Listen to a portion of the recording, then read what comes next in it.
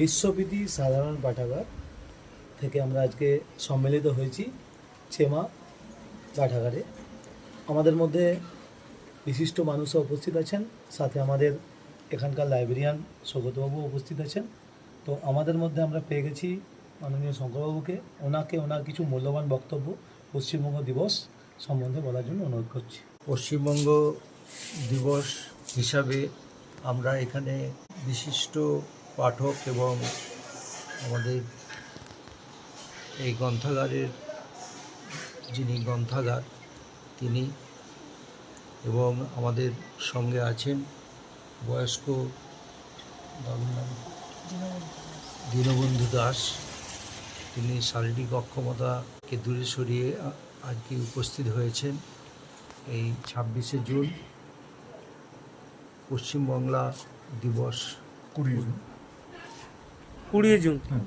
হ্যাঁ, 20শে জুন পশ্চিমবাংলা দিবস উপলক্ষে আজকের এই গ্রন্থাগারে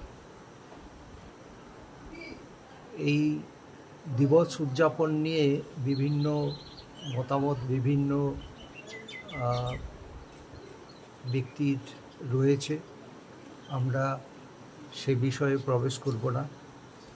তো আমরা হাতের কাছে একটি দিবস পাচ্ছি যেটি আমাদের বর্ষবরণ, 25শে বৈশাখ বা অন্যান্য সাংস্কৃতিক কর্মকাণ্ড সংগঠিত করার ক্ষেত্রে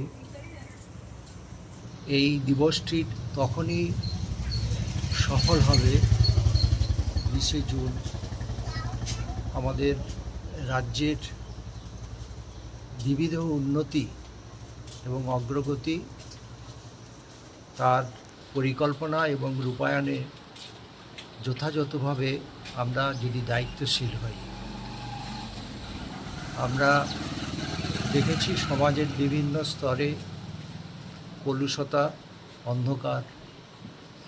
আমরা আশা করব আগামী দিনে এই দিবসটির যথাযথ মর্যাদা এবং উদযাপনের মাধ্যমে আমরা কলুষমুক্ত হব, সমাজকে আরও সুন্দর করে সাজিয়ে তুলব। শিক্ষা, সংস্কৃতি, ভাষা এই সব বিষয়গুলিকে যথাযথ মর্যাদা দানের মাধ্যমে আমরা আগামী দিন গৌরবোজ্জ্বল করে তুলব পশ্চিমবঙ্গর মাটিকে।